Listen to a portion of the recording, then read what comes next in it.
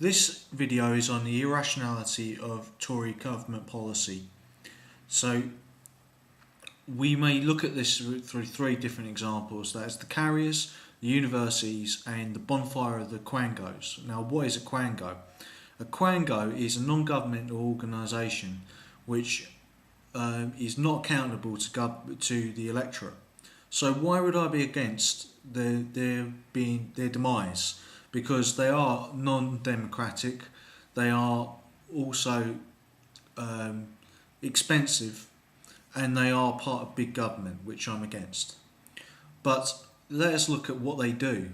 They do important functions which government does not normally take on board, such as hearing for people who are hard of hearing and hard of sight,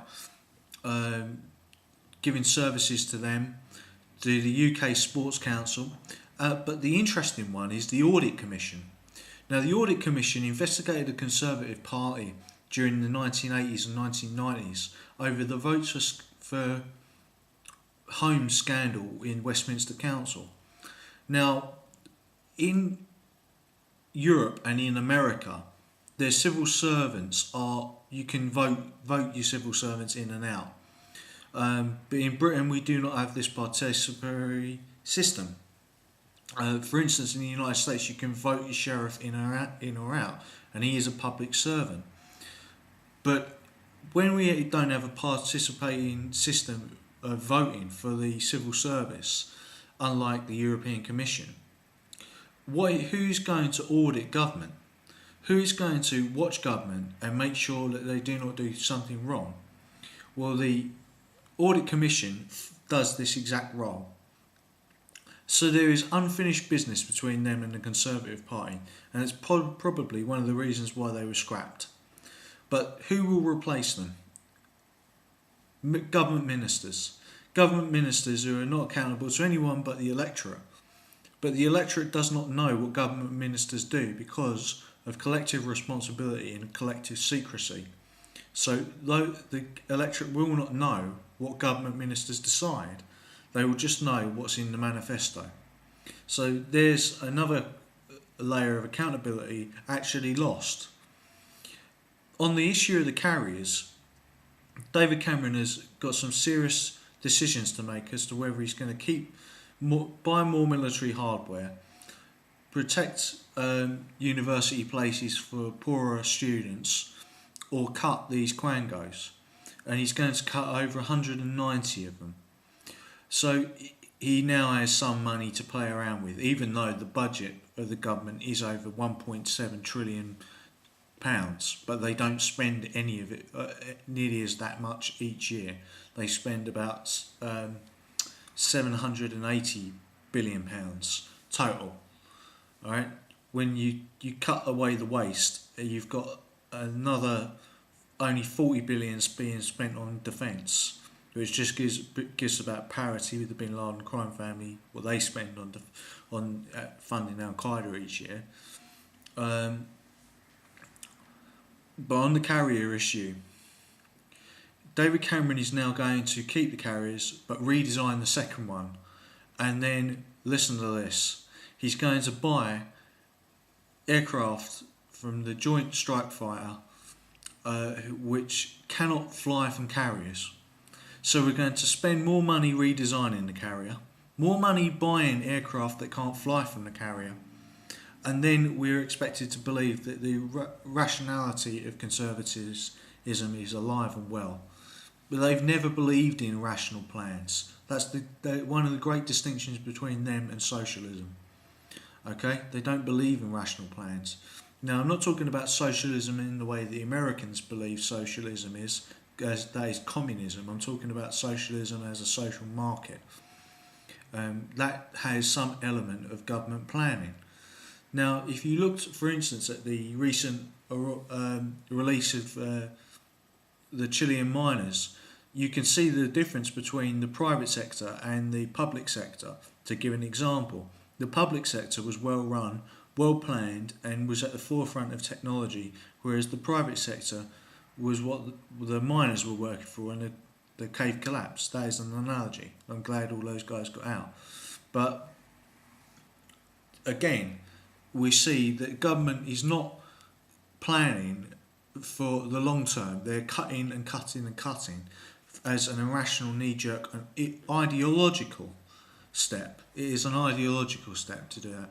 Now, Conservatives, the Tories, created these Quangos in the 1990s, but the Labour created some more, okay, when they were in.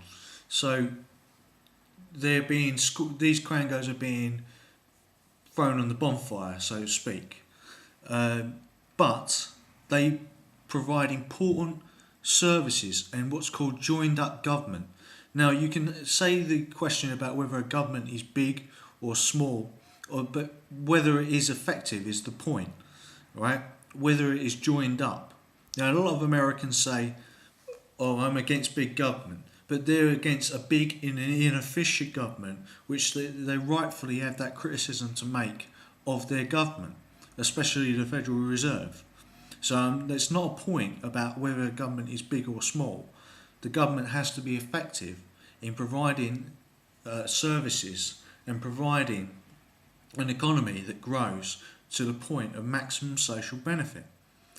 Sometimes an economy can overheat with inflation, and that's another point that brings me to the university system. Now, Lord Brown's report, who used to work for BP, so not a fan of the universities at all,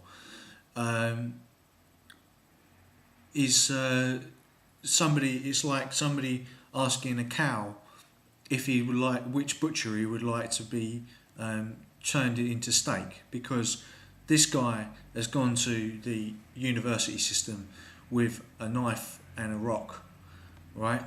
He's slashed through the whole funding system, which provided access for poorer students. But he says that the threshold for repaying loans will be £21,000. The problem is that these loans will be affected by inflation, and the inflation from the crisis that we've just had is not yet into the system completely. There's always a lag of 18 months in the best of times, but with a crisis like we've just had, an inflationary crisis and then a deflationary crisis, that inflation has not gone away because of the deflation. We've had that money still being stored in the housing and oil markets waiting to go into the real economy. What the Bank of England can do to offset this and what the university system can do to offset this, well, I don't know.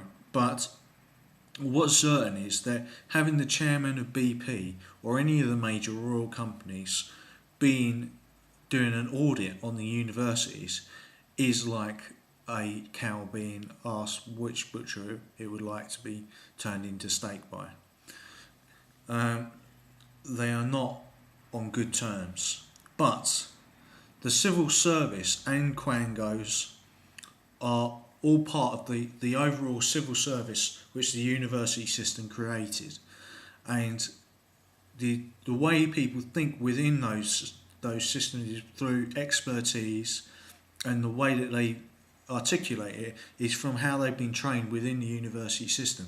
So if we want a future in this country, you have to have a good university system that's going to provide good civil servants, good people for the private sector as well, and to get the social market working in this country. Okay, thank you for listening.